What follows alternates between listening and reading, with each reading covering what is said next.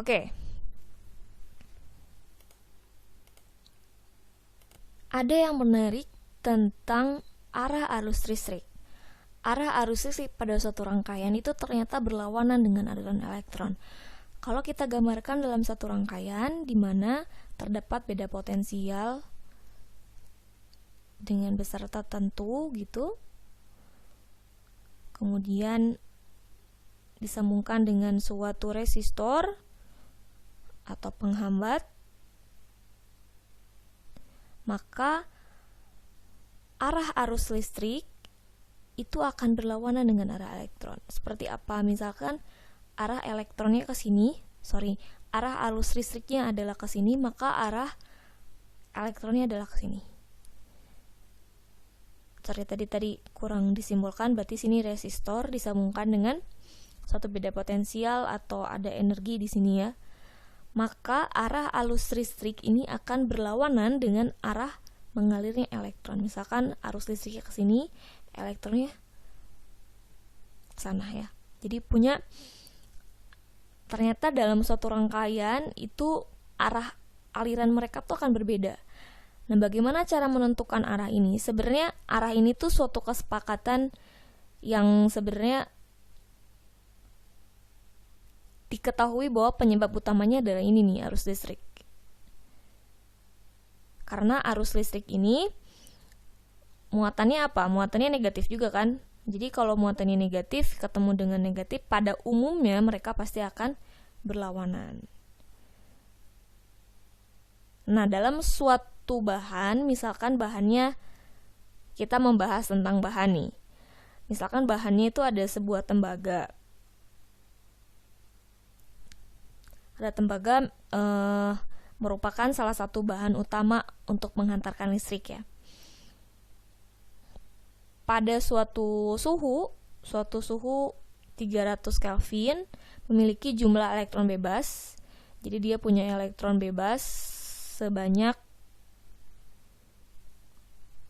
kita simbolkan dengan N 10 pangkat 29 buah per meter kubik. Jadi kita harus tahu luasnya ya, per meter kubik. Kemudian dia akan bertumbukan dengan sangat acak pada suatu kecepatan rata-rata di mana V-nya itu adalah 10 pangkat 6 meter per second. Sungguh sangat cepat ya, karena 1 juta, berarti 1 juta meter nih per detiknya. Waktu antar tumbukan, jadi elektron ini akan bertumbukan dengan tumbukan yang random, yang acak. Waktu yang saat mereka tumbukan itu berkisar, saya simbolkan dengan simbol tau, itu adalah 3 kali 10 pangkat min 14 detik. Sungguh sangat pendek ya. Kalau kita gambarkan mungkin kurang lebih seperti ini ya. Tadi ada kawat, suatu penghantar.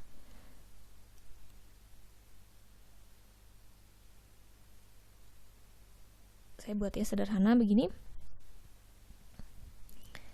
Tadi ada elektron gitu ya, dengan sangat acaknya.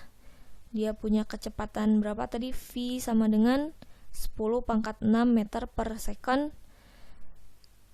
Dengan arah acaknya gitu ya, dia bertumbukan. Jika kita memberikan medan listrik pada suatu kawat ini, jadi dia dihubungkan suatu medan listrik, kita akan tahu nih berapa sebenarnya nilai dari kecepatan, atau kecepatan dari, istilahnya adalah kecepatan drift. Berapa besar kecepatan dari elektron-elektron ini atau muatan-muatan ini bergerak jika dihitung dari kecepatan drift atau kecepatan alir. Berapa sih sebenarnya kecepatan alir dari muatan pada benda ini? Awalnya kita tahu tadi, ketika dia diberi medan listrik, maka akan dipengaruhi oleh nilai ini, F sama dengan Q dikalikan dengan E, berdasarkan hukum elektrostatik. Ini berdasarkan apa nih? Hukum Coulomb. Akibatnya elektron akan mengalami percepatan berdasarkan percepatan menggunakan hukum Newton, di mana nilai percepatannya itu adalah A sama dengan F dibagi dengan massa. Massa di sini merupakan massa muatannya. Kemudian karena mengalami tumbukan dan juga ada waktu tumbukan, maka kecepatan tumbukan atau aliran ini dipengaruhi oleh ini ya, V atau kecepatan alir, Vd atau drift, ini akan sama dengan A dikalikan dengan tau. Oleh karena itu kita bisa mensubstitusi persamaan-persamaan ini ya. Persamaan-persamaan ini kita bisa substitusi akan menjadi sama dengan berapa nih? Q dikalikan dengan E dibagi dengan M dikalikan dengan tau. Ini merupakan kecepatan arus listrik atau drift velocity atau kecepatan alir ya yang tadi kita bahas.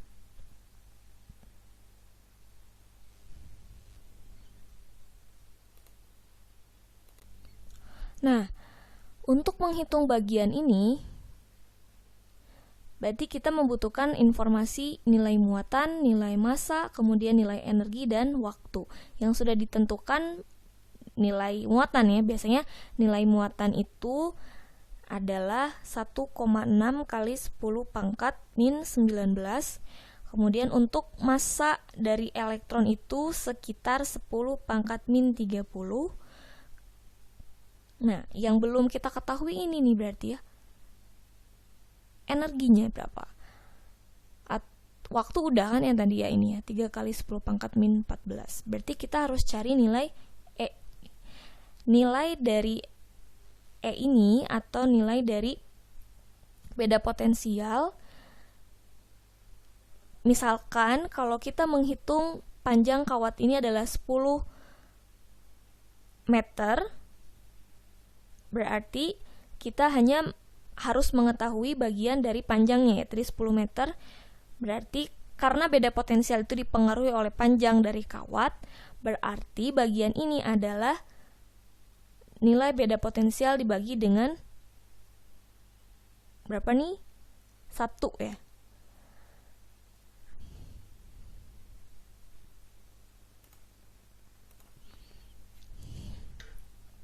Oke, sorry. Ini bukan 1, tapi merupakan panjangnya ya. Panjang dari kawat. Kalau kita menghitung bagian dari beda potensial, kita harus tahu dulu beda potensial yang dialirkan pada kawat ini berapa. Misalkan yang dialirkannya adalah dari setiap ujung-ujungnya ini adalah 10 volt. Jadi kalau kayak gitu kita tinggal menghitung bagian dari sini ya. 10 volt dibagi dengan panjangnya tadi 10 meter.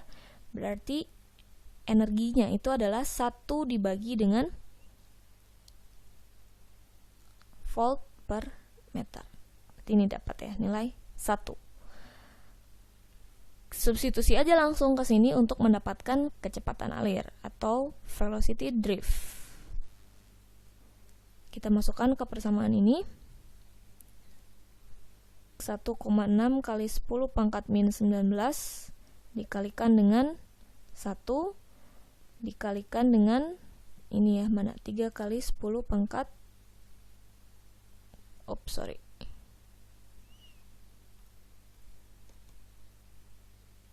saya geser ke sini aja ya biar panjang.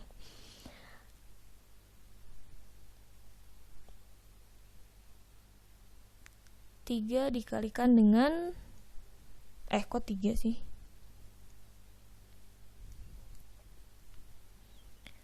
1,6 kali 10 pangkat min 19 dikalikan dengan 1 dibagi dengan 10 pangkat min 30 dikalikan dengan 3 kali 10 pangkat min 14 ya tadi ya.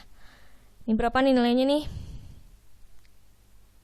Kalian bebas ya, mau kalian bagi dulu, mau baiknya sih kali dulu aja. Kalian kalikan dulu bagian sini. Kita hitung bareng-bareng. 5 kali 10 pangkat min 3 meter per second. Jadi kecepatan alir pada kawat tembaga itu kita dapat sebesar ini. Rendah nggak sih? Dalam ukuran waktu yang singkat ya memang ini cukup rendah ya untuk nilai segini. Karena kadang kita kalau menyalakan sebuah lampu dengan saklar tertentu berasa kayak cepat banget gitu, baru juga 1 detik truk udah langsung nyala. Trap. Tapi ternyata kalau kita hitung dengan secara detail, secara analitik gitu ya, nilainya berkisar segini. Kecil banget. Kenapa ya bisa kayak gitu? Mungkin memang rasanya ini adalah sebentar gitu, terlalu lambat. Kalian kita lupa tidak memperhitungkan bagian-bagian dari kawat ini. Sebenarnya kawat-kawat di sini juga udah punya elektron, jadi menyimpan elektron. Jadi saat ada interaksi seperti itu jadi lebih cepat.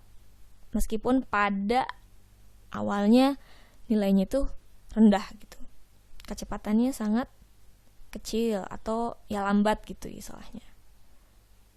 Berarti kalau 5 kali 10 pangkat min 3 saat menelusuri kawat sebesar 10 meter, ya kita bagi aja ya, berarti 10 dibagi dengan 5 kali 10 pangkat min 3 itu sekitar 2000 detik. Berarti kalian harus hitung dulu 1 sampai 2000 istilahnya gitu ya, untuk menyalakan satu rangkaian, satu sistem.